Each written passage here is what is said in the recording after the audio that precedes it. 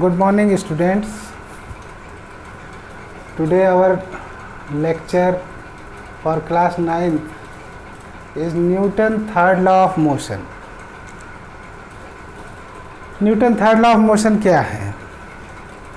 देखिए, whenever one body exerts a force on another body, जब एक बॉडी किसी दूसरे बॉडी पर एक फोर्स लगाती है तो the second body exerts an equal and opposite forces on the first body. तो जो सेकेंड बॉडी है वो फर्स्ट बॉडी पर इक्वल और अपोजिट फोर्स लगाती है। ठीक है, अब देखिए इसको एक एग्जांपल में अगर समझा जाए, हमने एक दीवार में दो स्प्रिंग ले करके अटैच किया है। अच्छा, इस स्प्रिंग पर हम एक फोर्स लगा रहे हैं जिसका नाम है एक्शन फोर्स। इस स्प्रिंग पर नहीं लगा रहे हैं, ये स्प्रिंग दीवार से अटैच है। तो जब हम इस स्प्रिंग पर एक फोर्स लगाते हैं एक्शन फोर्स, तो इस स्प्रिंग पर अपोजिट डायरेक्शन में इस फोर्स के इक्वल एक रिएक्शन फोर्स लगता है। तो इसी अकॉर्डिंग न्यूटन ने अपना एक थर्ड लॉ दिया जिसमें ये बताया कि एक्शन एंड रिएक्शन ये इक्वल होते हैं और अपोजिट होते हैं। ठीक है, तो अब इसमें कुछ एप्लीकेशंस हैं। देखिए, हाउ डू वी वॉक, हम कैसे चलते हैं। देखिए, जब हम चलते हैं तो चलते समय इस चीज़ का ध्यान रखते हैं कि जब our foot pushes the ground backward, हम अपने पैर से क्या करते हैं, ज़मीन को धक्का देते हैं।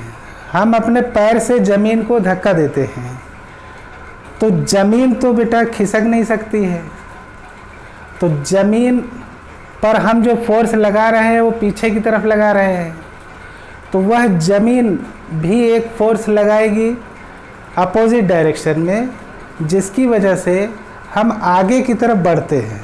ठीक है, एक फोर्स हम पीछे की तरफ लगाते हैं अपने फुट से, और ग्राउंड भी एक फोर्स लगाता है अपोजिट डायरेक्शन में, जिसकी वजह से हम आगे की तरफ बढ़ते हैं। ये क्या लिखा है, our foot pushes the ground backward, हमारे पैर ग्राउंड को पीछे की तरफ धकेलते हैं।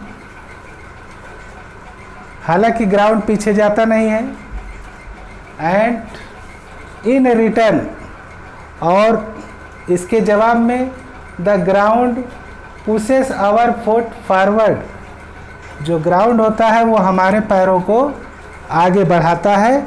यही एक रीज़न है जिसकी वजह से हम चलते हैं। अब नेक्स्ट, व्हाई द गन रिकॉइल्स, मतलब ये जो गन होती है, बंदूक होती है, ये पीछे की तरफ धक्का क्यों लगाती है। देखिए, जब when bullet is fired from the gun, जब बंदूक से गोली निकलती है तो वो जो बुलेट आगे जा रही है वो किसी न किसी फोर्स से जा रही है। तो ये जो फोर्स है बुलेट का, वो एक अपोजिट डायरेक्शन में भी एक फोर्स लगाएगा। वो अपोजिट डायरेक्शन में फोर्स किस पर लगेगा, गन पर लगेगा।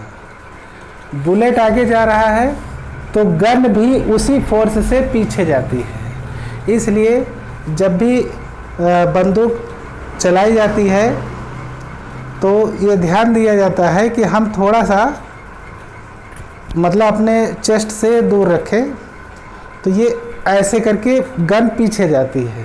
ठीक है, तो when bullet is fired from the gun, the force sending the bullet forward, एक फोर्स जो कि बुलेट को आगे ले जा रहा है, is equal to the force sending the gun backward, वो गन को पीछे भी धक्का देता है, जिसकी वजह से हमारा गन क्या होता है, रिकॉइल, झटका देता है। ठीक है, तो यही रीज़न है व्हाई द गन रिकॉइल्स। अब इसके बाद एक एप्लीकेशन,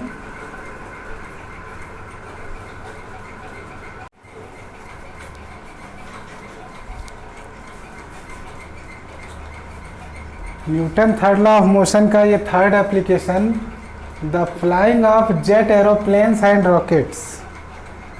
जो जेट एरोप्लेन्स और रॉकेट्स उड़ाए जाते हैं तो उसमें हम लोगों को ये मालूम होना चाहिए कि रॉकेट में और जेट एरोप्लेन में दोनों में पीछे से हॉट गैसेस निकलती हैं और इन हॉट गैसेस की स्पीड बहुत ज़्यादा होती है।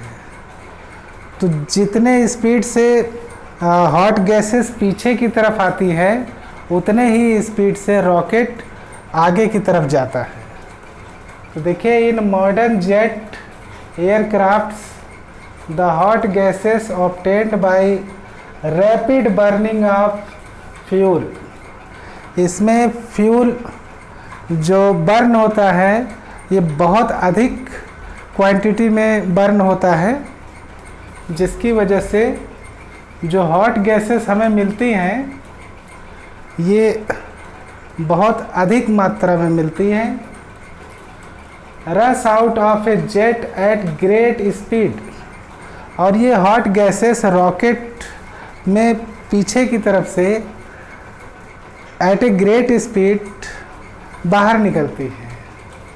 The equal and opposite forces of rushing out gases, ये जो पीछे की तरफ गैसेस निकल रही हैं ये पुशेस द एयरक्राफ्ट को पुश करती है forward at a great speed. जितना तेज़ी से पीछे की तरफ हॉट गैसेस निकलेगी उतने ही तेज़ी से एयरक्राफ्ट आगे की तरफ जाता है।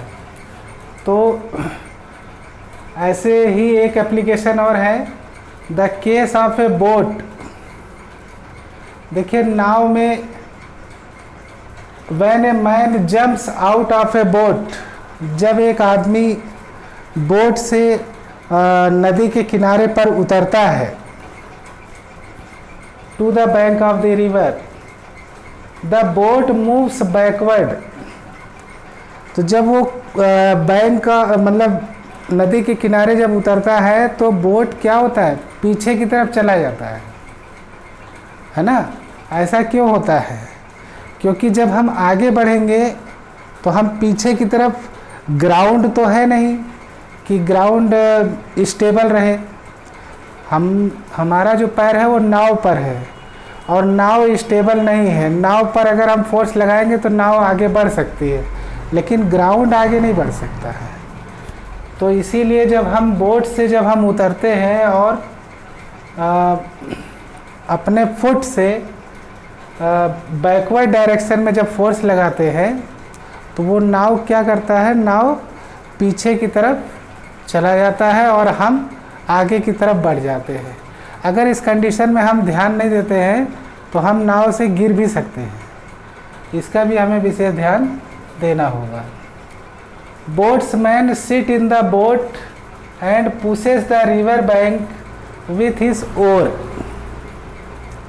देखिए, नाव चलाने वाले को बोट्समैन कहते हैं।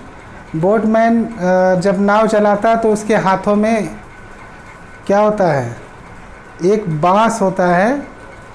उस बांस से नदी के किनारे पर वो धक्का देता है पीछे की तरफ, बैकवर्ड डायरेक्शन में, तो हमारी नाव आगे की तरफ बढ़ती है। इस तरीके से हमने 4 application Newton third law of motion पर पढ़े, और इसको बेटा अच्छे से आप लोग तैयारी करिए। Thank you and have a good day.